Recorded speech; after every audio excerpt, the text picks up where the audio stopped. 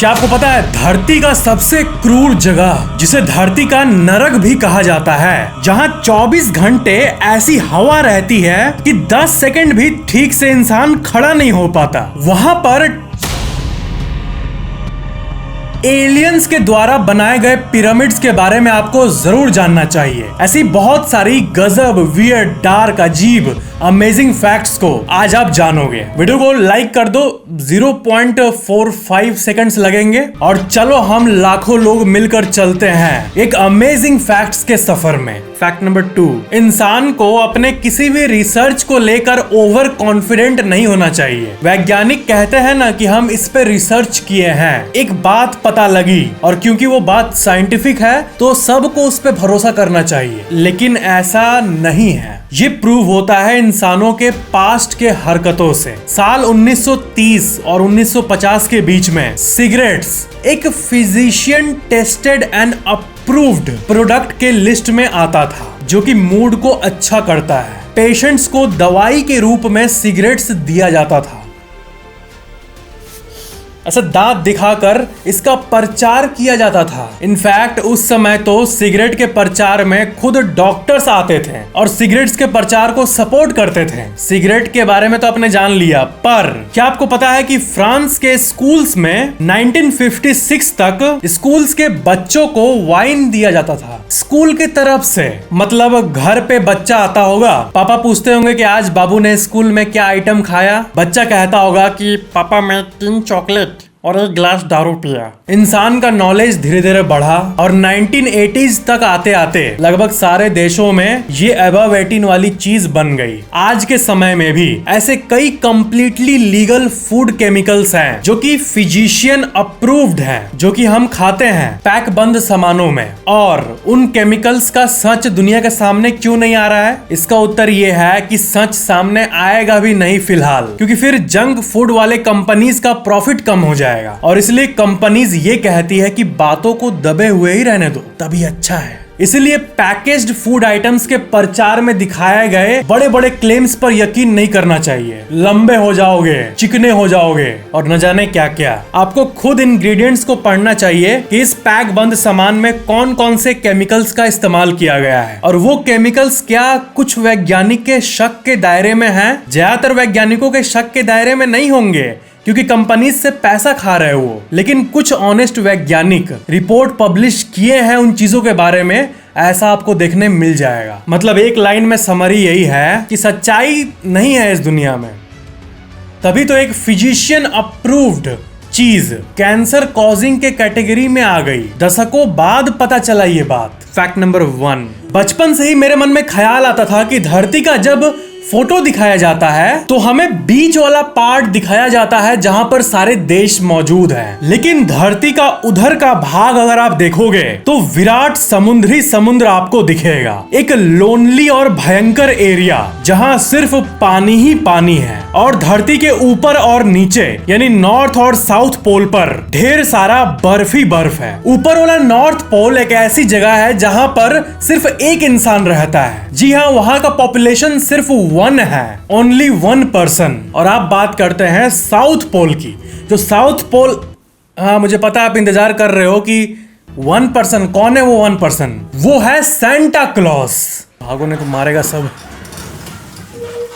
Serious video में मजाक नहीं करना चाहिए। तो फ्रेंड्स, बात यह है कि नॉर्थ और साउथ पोल दोनों का पॉपुलेशन एक्चुअली में 0 है। वहां scientists, geographers, meteorologists, climatologist, biologist, astronomer ये लोग जाते हैं और कुछ दिनों का रिसर्च करके तुरंत दौड़कर वापस आ जाते हैं। जब अंटार्कटिका में गर्मी का मौसम रहता है तब करीब 5000 वैज्ञानिक वहां बेस बनाकर रहते हैं और ठंड के मौसम में ये नंबर सिर्फ 800 से 900 पे आ जाता है। अंटार्कटिका में गर्मी के समय में 24 घंटे धीमी सनलाइट रहती है, रात नहीं होता है, तब भी हमेशा -40 डिग्रीज टेम्परेचर रहता है और 6 महीने लगातार सूरज आसमान में ही रहता है। और जब ठंड आता है तो 6 महीने लगातार रात रहती है और तब टेम्परेचर -60 के ऊपर चला जाता है। इसलिए कुछ 800 से 900 वैज्ञानिक ही बचे होते हैं। कई लोग ये फैंटेसी होती है कि सूरज ढले ही ना, 24 घंटे दिन रहे, या 24 घंटे ही रात रहे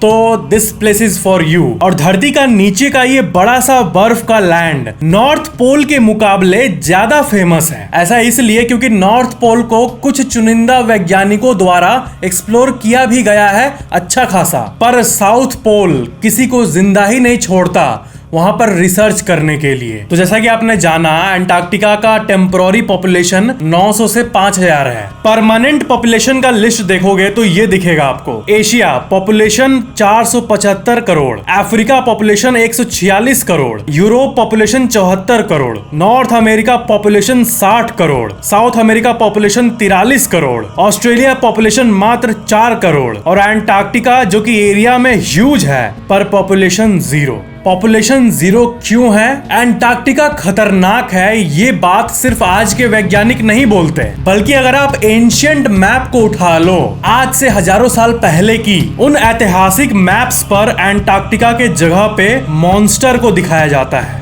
ये संदेश देने के लिए कि यहाँ पर किसी को भी नहीं जाना चाहिए। अभी अगर आप दिल्ली की हवा चेक करोगे तो 8 से 9 किलोमीटर प्रति घंटा हवा का रफ्तार होगा, पर अंटार्कटिका में हवा की रफ्तार 300 किलोमीटर प्रति घंटे। चेहरा हवा से ही सटक जाएगा और अंटार्कटिका में ऐसा कंडीशन हमेशा रहता है। आप अगर स्प्लेंडर बाइक लेके निकल गए तो पता चलेगा बाइक आगे की जगह पीछे जा रहा है। धरती का सबसे निचला टेम्परेचर भी अंटार्कटिका में ही रिकॉर्ड किया गया है, जो कि था -89.2 डिग्री सेल्सियस। यहाँ इतनी ठंड है कि सिर्फ शरीर ही नहीं आत्मा भी सूख जाएगी। अंटार्कटिका के बारे में बेसिक बातों को तो जान लिया आपने, अब जानते हैं थ्रेट के बारे में, यानी खतरा। अंटार्कटिका के चलते दुनिया के कई लोगों की नींद भी उड़ी रहती है। ऐसा क्यों? क्योंकि इसके चलते विश्व का मैप ऐसे से ऐसा हो सकता है। नोटिस करो कि कैसे कई देश पानी में डूब गए हैं। क्या है कि दुनिया का 70% बर्फ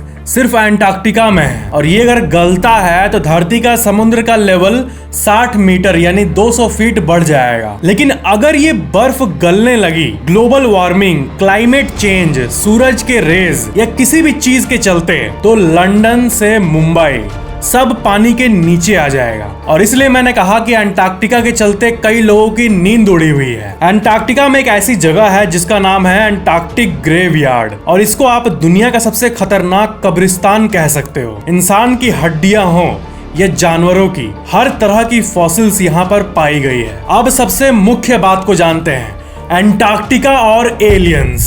अंटार्कटिका और एलियंस का भी एक लिंक है। साल 2016 में जब अंटार्कटिका का सैटेलाइट इमेज अपडेट किया जा रहा था, तब कई जगहों से बर्फ हटा हुआ दिखा पहले के मुकाबले, और सामने आए ऐसे स्ट्रक्चर्स जो अंटार्कटिका में होना नामुमकिन था। उसमें से सबसे हैरान कर देने वाला था एक पिरामिड जो सालों से बर्फ से ढका था और जिसका साइज इजिप्ट के पिरामिड के बराबर है। और दोनों का साइड बाय साइड कंपैरिजन आप अपने स्क्रीन पे देख सकते हो। और इसे आर्टिफिशियली मेड इसलिए कहा जा रहा है क्योंकि इस पिरामिड का चारों साइड एग्जैक्टली 2 किलोमीटर का है। ये पिरामिड इतना परफेक्ट कैसे हो सकता है? तो थ्योरिस्ट्स ये कहते हैं कि अभी अंटार्कटिका में तो बर्फ है, लेकिन आज से मिलियंस ऑफ ईयर्स पहले अंटार्कटिका के कुछ हिस्सों में हरियाली थी, पेड़ पौधे थे, जीवन था। जो आज के समय में दुनिया की सबसे ठंडी जगह है, एक समय में वो पेड़ पौधों और जानवरों से भरा एक जंगल था।